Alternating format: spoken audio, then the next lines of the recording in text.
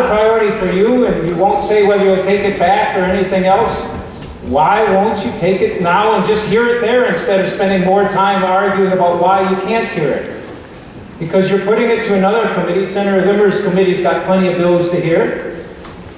I'm glad, I'll be there for the hearing. But I don't see why we're taking out of the committee that's supposed to hear the bill for your traffic concerns when you don't have any bills scheduled next week. Hear this bill, and then you can send it to Senator Limmer's committee.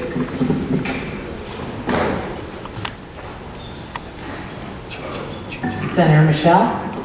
Just because Senator Marty's made that a pretty pointed inquiry, I am told by committee staff that we will have at least 2, if not 3, very full committee schedules for next week.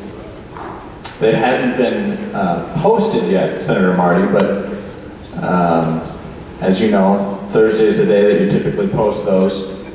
And again, I think you're making a little much of this, Senator Marty, and I very much appreciate Senator Metzen's counsel. This is the first time Senator Metzen has ever said, hear this bill.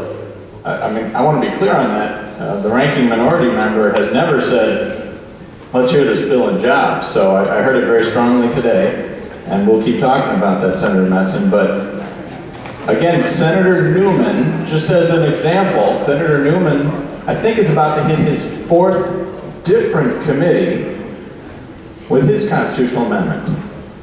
There are a lot of committees that are going to need to look at these kind of proposals. So the order of the committees, does it really matter that much? No, I think in the end what matters is, as some members have pointed out, have people had a chance to testify? Has it been fully vetted? Has it been properly noticed? You can't just throw on a hearing for this afternoon. We've got to give people notice. So support the motion. Thank you, Madam President. Senator Marty. Madam President, Senator Michelle, I don't think any of us want, Senator Metzen, myself, lots of others don't want this bill to move. We think it's a terrible bill. We're only saying that rather than push it off your committee for what you're saying is time management or traffic management or whatever, and it's got to go to a lot of committees, then commit to hearing the bill if it passes out of judiciary. Commit to hearing the bill in your committee and demanding it come back. In effect, you're just pushing it out. I don't know, maybe you don't have the votes in your committee. I don't know what the issue is, why you won't hear the bill if your own team and you seem to be a supporter of this.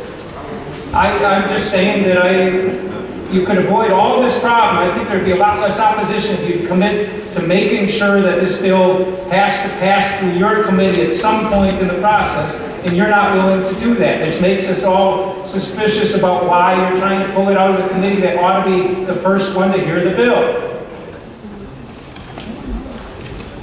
Senator Dibble.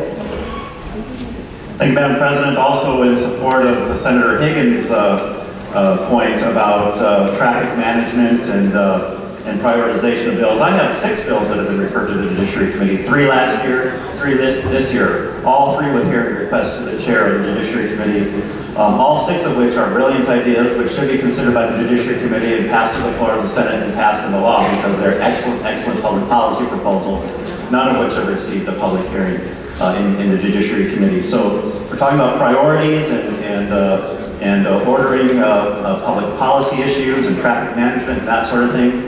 I would just put that out in front of the chamber here that, you know, we're wondering what we're actually dealing with when we're hearing these arguments about traffic management and trying to sort out the order of bill hearings. Senator Bach. As the Governor and the PCA Commissioner have stated before, they would like to have state agencies, and I think we all agree, state agencies operate at the speed of commerce. These changes will create jobs and foster economic development while protecting the public health and environment and natural resources of the state. Madam President and members, I'll just jump right into Senate File 1567 here. Section 1 pertains to this section is clarifying the language from a provision passed last year that dealt with notification on whether permit applications are substantially complete or not when the clock's on the 150 goal day timeline begins. This clarifies that when the application is submitted, the clock actually begins. Additionally, at the request of the agencies, this section eliminates the requirement that the reports identify steps taken to complete action and timelines for rejected permits. This is because that information is oftentimes not available. This section is for the DNR